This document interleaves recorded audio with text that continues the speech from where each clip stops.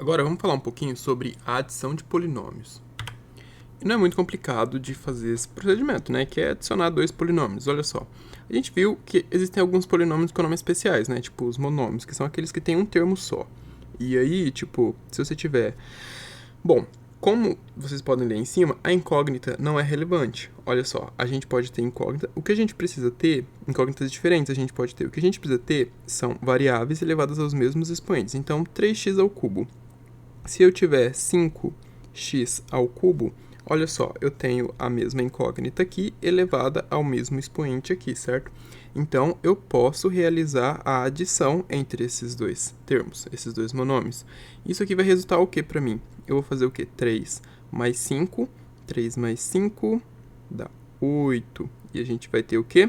X ao cubo, tá?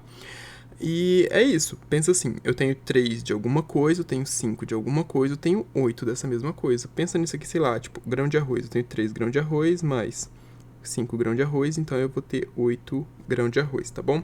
E é bem tranquilo, sempre assim. Então, sempre que a gente for realizar a adição de polinômios, a gente precisa olhar para as incógnitas, certo? E verificar se essas incógnitas estão elevadas aos mesmos expoentes. Um caso, então, em que não vai ser possível fazer a adição de polinômios. Tipo assim, se a gente tem 5x ao cubo mais 8y ao quadrado. Bom, primeiro, os expoentes não são iguais, as incógnitas também não são iguais, mas a gente pode ter casos assim, ó, 4y ao quadrado mais 3x, 3y ao quadrado.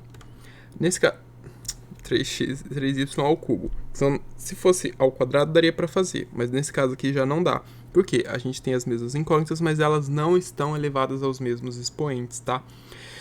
Então, nesses dois casos, não é possível realizar a adição entre esses polinômios aqui, tá bom?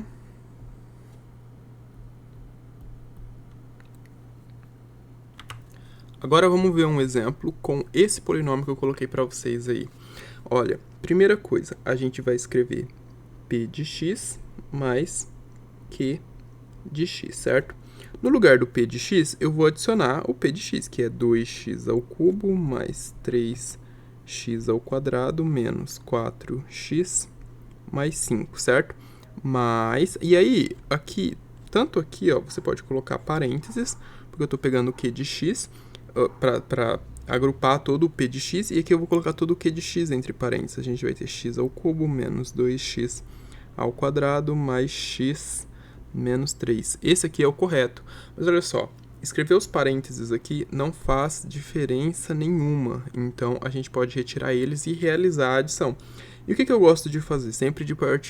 Eu gosto sempre de partir dos termos com os maiores expoentes. Por exemplo, o que eu tenho aqui? 2x ao cubo. Eu vou procurar por algum outro x ao cubo. Eu tenho x ao cubo aqui.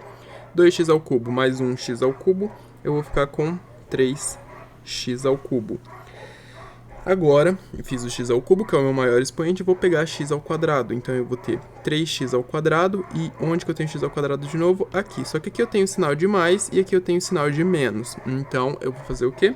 Somar 3x ao quadrado com menos 2x ao quadrado. Eu vou ficar com mais x ao quadrado. Eu tenho 3, devo 2. O próximo é... Poxa, a cachorrada latindo. Ai, que saco. Aqui eu tenho menos 4x e aqui eu tenho x. Então eu devo 4, eu tenho 1, fico devendo 3x. E por último, a gente tem os termos que estão multiplicando as variáveis elevadas a zero. Então eu tenho 5x na zero e menos 3x na zero. Só que a gente não escreve, né? Conforme eu já mostrei para vocês. Então a gente vai ter o quê? 5 menos 3, que dá mais 2. E assim a gente realizou a adição entre esses dois polinômios, tá? Nesse caso aqui, o que a gente precisa fazer? Bom, primeiro, colocar o sinal de igual aqui. E a gente vai reescrever isso daqui. Mais 8. 8x. Mais 7, menos.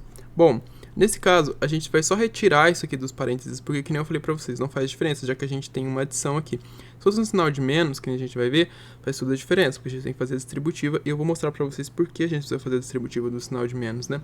Mas aqui, ó, a gente vai ter o quê? Menos 5x ao cubo menos 12x mais 3.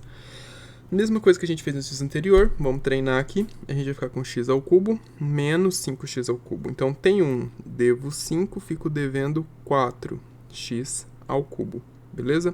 Agora, vamos pegar x ao quadrado. Eu tenho menos 3x ao quadrado e eu só tenho esse de x ao quadrado. Então, a gente vai repetir, menos 3x ao quadrado, tá? Galera, os termos que não existem no polinômio, a gente soma como se fosse zero. Olha só, a gente soma como se fosse 0x ao quadrado, tá? Porque realmente é isso que tem aqui do outro lado, 0x ao quadrado. Mas aí não faz sentido colocar aqui 0x ao quadrado, não é mesmo? Porque a gente sabe que é 0, 0 é elemento neutro da multiplicação. Isso daqui, ó, é 0, tá? Então, não faz sentido. Ok. Eu vou apagar isso e a gente vai escrever o restante. Bom, partir para o x ao quadrado não tem. Agora eu vou pegar x elevado a 1 e a gente tem mais 8 e tem menos 12. Então, tenho 8 e devo 12, fico devendo 4. Fico devendo 4x. 7 mais 3, fico com 10, tá bom? E é isso, a gente realizou a adição entre esses polinômios.